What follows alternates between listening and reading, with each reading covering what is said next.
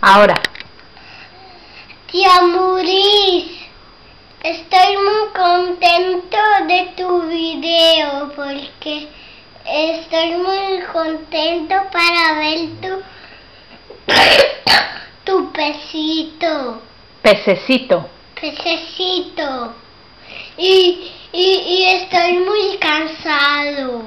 Y cuéntale que un día vas a ir a su casa.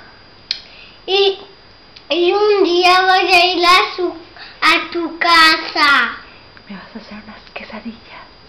¿Me vas a hacer unas quesadillas muy buenas? Pablo, ¿tú qué le dices al tío Mulis? ¿Le dices vale, vale? Vale. ¿Le cantas una canción? Vale. A ver, ¿cuál canción?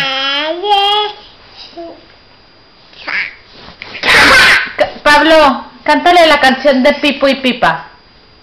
Pipo, Pipo, ata. ¿Ya está? Muy bien, ¿le mandas un besito al tío Mulis? Muy bien, dile bye bye tío Mulis. Bye bye, tío Mulis.